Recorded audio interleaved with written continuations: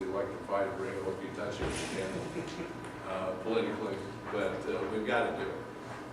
We've got to find a way to address it. If not, in about 10, 12 years, Medicare is the quote trust fund that all the money's borrowed out of anyway will be depleted. Social Security in about 20 years will be totally depleted in the trust fund, even though there's no cash in there, there's IOUs in it that will be used up. And then you're either going to have dramatic tax increases or dramatic reductions in benefits.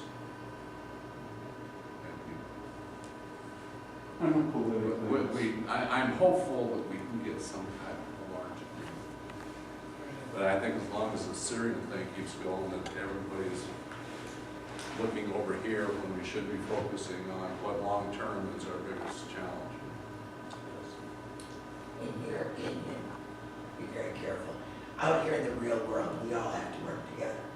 Now, not everybody in this room gets along with everybody, but to move forward, we all try for the good. I don't always get along with my wife either. But I have seen we all have over the last discussions. few years, people become more and more entrenched in their opinions and their stances, and no one seems to want to give because that's a sign of weakness. In Europe, and in my opinion, it's worse in the House because you go to the voters every 2 years. The senators, what they say on camera versus what they do after the cameras quit are entirely different. In your opinion now, is there any possibility that the moderates on either side, and I know there's few of you, can bring those on the left and the right, screaming and kicking, to the middle for the good of the country, because it's permeating down to the Jane and John's on the street, and the attitude they're looking at. And I just come back from vacation, and I felt it and sensed it traveling from here out to Wyoming. It's just different. You know, there is no optimism, but you folks, again being a plural, you folks, are not portraying much hope and vision for us. So, is there any, do you feel that we can come to the, and I'm not going to say sit around and say goodbye out because I'm a pragmatist, I understand that. It's more difficult than I've ever seen before. I mean, I'm in my 10th term and I've never seen it quite like this. There are various reasons for it, in that with reapportionment, again, last time, there were a lot more districts that were made totally safe for Democrats, totally safe for Republicans.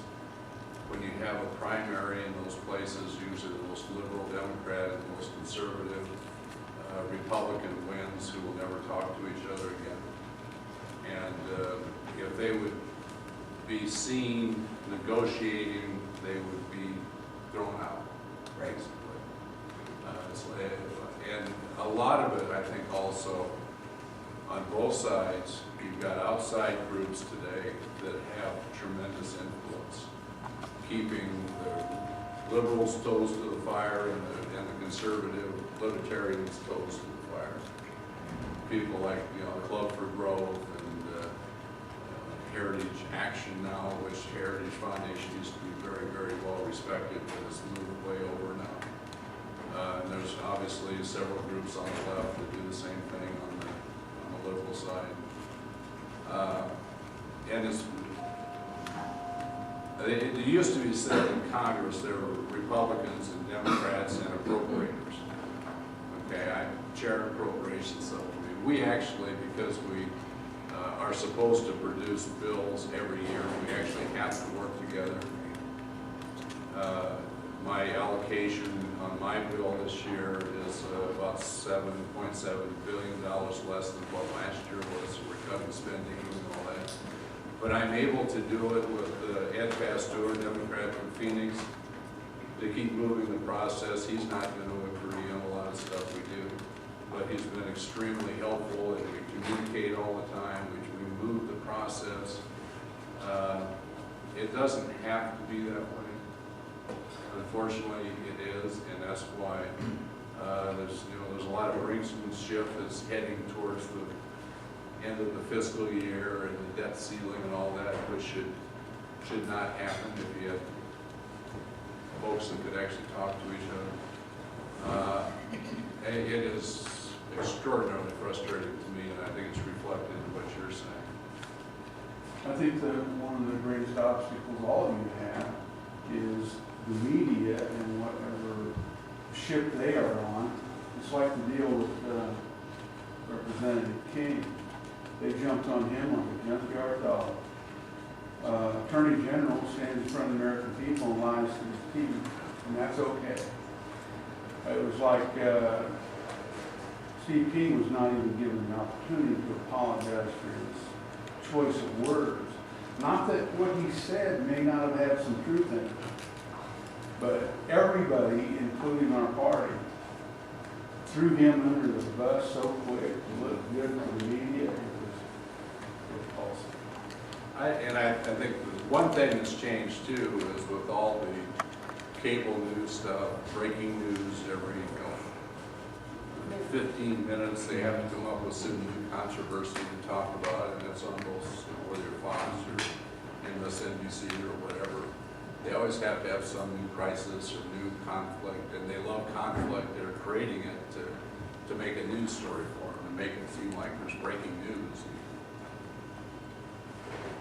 But it's almost like some people, their agenda is to see how much they can stir up, rather than sit down together. I'm talking people in office. No, you're right. On both sides. Yes. Yes, ma'am.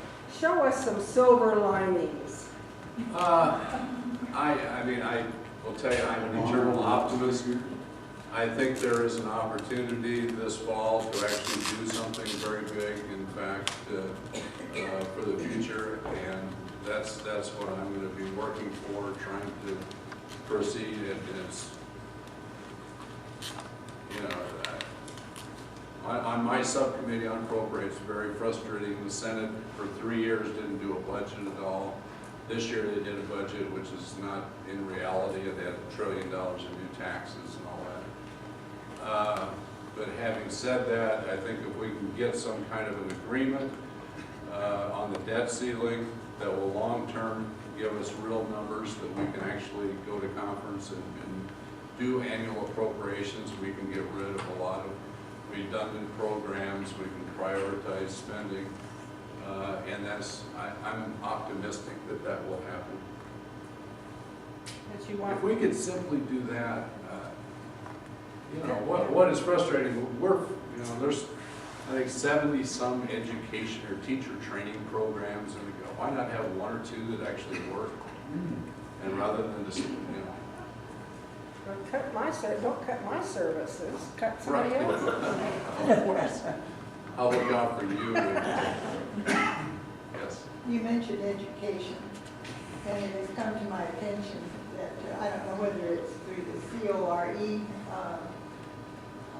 program, curriculum, or whether it's something in the state. Phonetic reading is being taken out of the school again, and it has proved to be a disaster when that happens. We have people that cannot read. I was involved in the law program with the college in the 80s, teaching the people then that had missed reading how to read and sound out words, which is the only way you can read. And they're also substituting, not adding, but substituting keyboarding for cursive handwriting. And if cursive handwriting is taken out and phonetic reading is taken out, we are dumbing down the people, and we could be led around anywhere. And it'll only take 2 generations to do it.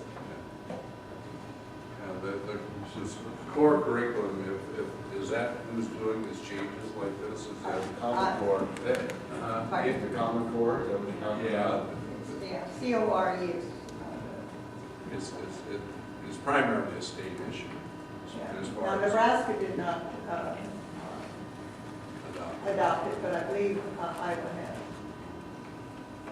I think I've heard a lot about from at town meetings. Again, it's more of a state issue, but I know the state representatives who have been in attendance have been very sensitive to it, and I think you're going to see some focus on that next year in the legislature in Iowa.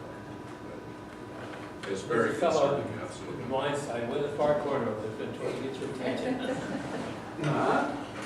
Oh, I'm sorry. No, you're fine, thanks for coming, Commissioner. Sure. The question that I have, and they talked a little bit about the Accountable Care Act, Obamacare, working in appropriations. Hospitals in the United States gave up about $750 million. Then they put the numbers to the paper, and that number is low. And that is going to be huge as far as with trying to fund Obamacare, in addition to trying to set up with the exchanges, and then trying to go out and promote that. And there's going to be dollars that are tax dollars that are being spent on promoting Obamacare to try to get people to sign up for that stuff. I just want to know, where do you think the money's going to come from when we're talking about the debt ceiling? And I'm a glass half full kind of guy, but I also say the money somewhere's got to come from somewhere.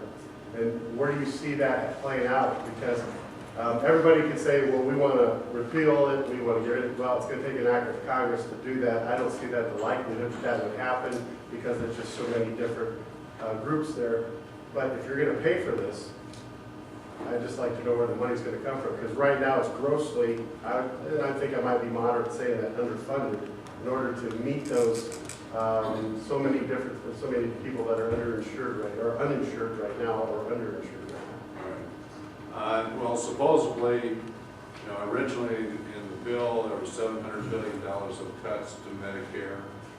The reform, supposedly a lot of that was coming from the Medicare Advantage plans, lower subsidy for that. There's about $1.2 trillion of taxes, penalties in the health care bill. And what originally, when it was passed and CBO scored it, they said it was actually going to reduce the deficit, and primarily because the taxes kick in 4 years before the coverage kicked in. So you got the revenue, but you didn't have the cost. As you get closer now to actually enacting it, when the costs become real and projected out now, there's probably $1.5 trillion shortfall over 10 years in funding. And because of it was, if you got all the income but didn't have any expenses for 4 years, that's a pretty good deal. And it would make your balance sheet look pretty good. Now the expenses are coming in, it's starting to kick in. I don't know, where are you going to find the revenue to do it? I've not heard anybody say where they talk about it. I've just said, okay, where's it coming from? And I just was saying that's going to be a very difficult, as many conversations in Washington will be very difficult. So the only other question the other response, you saw that, okay, go ahead, sir. No. It's a little different though, it's more for critical access hospitals. You saw that report on the OIG. CMS. Yeah, CMS, gotta love Washington, have no idea about rural health care, but that, whatever, but you do. I'm saying that it appears that there's been a strong voice to try to trying to curb dollars as far as the spending. Now, if you get rid of the critical access program or deemed status or necessary provider, that will impact potentially about 82 providers, hospitals in Iowa out of the 113. And the savings to the Medicare program, so large, would be about $2 billion or something, $2.4 billion, I think they came up with it, or something like that. That equates to about a 0.8% savings overall in spending. I call that a rounding error. If you're looking at savings, depending upon, I believe, and I could be wrong, critical access hospitals or rural providers account for 20% of taking care of Americans in the United States. And the critical access program totally accounts about 5% of the total budgetary outlay. So I'm thinking, if you want bang for your buck, you got to look at return on investment. I think that's pretty good. Right. Yet I see that coming under, and I will say that yourself, Senator Grassley, everybody's coming to the aid of that, but for whatever reason, critical access seems to be a little hot button right now, and I'm thinking, wow, you're trying to attack the most vulnerable of, because we're taking care of predominantly Medicare, Medicaid, and you're taking care of predominantly a large portion of Iowans. And that would be a substantial hit for us overall. And disproportionately, the elderly are percentage-wise in the rural areas. We've got in the next, well, by 2010 to 250, so we're right in the middle of it now. People over 65 have increased about 21% numbers. People over 85, about 240% increase. People are living longer. It's more difficult for them to travel. The critical access hospital has been a godsend to all of our local, regional hospitals, because we've been able to have you continue to provide the kind of services that are needed. I think and we're going to be making sure that CMS doesn't do that. They're doing everything possible. I think they're just positioning or posturing themselves to look at the reduction of reimbursement. Right. I think they have to go way out here in order to get that. Right. No, that's has really helped in rural hospital. What I'm most concerned about right now going forward is that while you took a big hit earlier, and you were actually the hospital, I assume you're the hospital administrator. Yeah, I work in hospital. Yeah. Somehow I guess that. I don't know, you said, oh, let's see. Otherwise, I'm very interested in hospital. But We see your bills. But my biggest concern right now with the health care bill is that there's going to be dramatic cuts to nursing homes. There's going to be dramatic cuts to home health care. Already with this competitive bidding situation you have, like for people who need oxygen, to stay at home, or medical devices like that, to be able to stay in their homes. They're doing this competitive bidding for companies like out of Florida that have no presence here at all, have been winning these bidding contests with the idea basically to try to sell it off to somebody else. But the people who provide those services are closing down. You go over in the Council Bluffs area, southwest Iowa corner, that are part of that region that has now competitive bidding. Those folks are going out of business. And if your oxygen machine breaks down in the middle of the night and you have to call somebody in Florida to have them mail you something, it's probably not a good option. Right now, they provide the service, they'll be out, someone will be there immediately to fix it tomorrow. That's not going to be there anymore. So I think it's going to be much more expensive in the long run because those folks aren't going to be able to stay in their home and go into a much more expensive situation, either hospital or nursing home, much more intensive care. The best money saver we can have is to have people, and they want to stay in their home, to have them stay in their home if all possible. I mean, my mother's 96 years old, lives in a nursing home up in Hampton, and every time I go to see her, it's 4 times, I want to go home, I want to go home. Can't do it. But yes. I serve on the, what has just been absolved is advisory council to what was Area 14, Agency on Aging, or familiar with Agency on Aging. And now we're on Council Bluffs. And what I was seeing from the reports at the final meeting was there is a concentration on providing services in more populous areas. And I see that as, well, that's where the votes are. Now, this is my own analysis of what I heard. And I'm very concerned about the services to these rural areas because this is where people are helping people, like people ought to help people. And doing things for each other as volunteers, and the warmth and the caring that goes on. We know each other. This can also happen in the cities, but it happens in smaller groups. And so I'm really concerned that there continues to be some service for that, not only because I'm older, but because it's a continuing thing and a way of life. And when we think of that, I can't help but bring up what was said by one of these Boston bombers. He was quoted as saying, the one that was killed, he tried to be friends with the Americans and he just couldn't understand them. Well, one of the reasons is because we have a culture that is formed from the Bible, which is a way of life. It has, you don't have to necessarily go with God and politics, but it is a way of caring for each other and like rules of the household. Like you come to grandma's house, you don't jump on the end tables or the couches. You walk on the floor and kick your ball outside. Not my grandchildren. Well, if I catch them. Not to change the subject, but how come they didn't say anything about the IRS and their scandal? And then they're gonna go collect the bills for the Obamacare? This is ridiculous. What would happen if we went to a fair tax and eliminated the IRS? Would that happen? That's, probably the way you could do it, yes. Would it be any You better? would still have to do, for your Social Security and Medicare and all that, still have to have some type of wage report, income report. But certainly a fair tax would eliminate most all the responsibility for IRS, absolutely. But would it reduce it at all?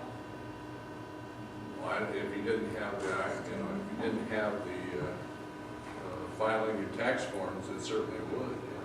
But then if you have to file tax forms for these other things anyway, it might just be an additional mess. Congressman, we need to wrap up. Good. No, just with the IRS, obviously, what they have been doing is outrageous as far as targeting certain groups for special scrutiny. And now you see that they've been in communication with the FEC as far as what groups are and how they comply with the election laws. Should be no, and they're giving apparently personal information, or they have, to other agencies, which is illegal. To me, there's laws been broken if that in fact is the case. Originally, with the health care bill, they estimated to be about 16,000 new IRS agents to enforce the health care. Where's the money coming from the hard? That's what I say in the appropriations bill. We will vote not to allow Health and Human Services to transfer money to the IRS to enforce it. Okay, which would be all that higher. Yeah. Are you saying we're screwed? On that bright note,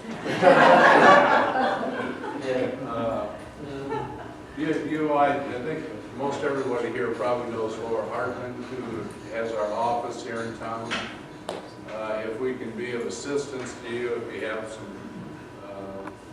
issues, whether Social Security or Medicare or whatever issue, please contact us. She's always available.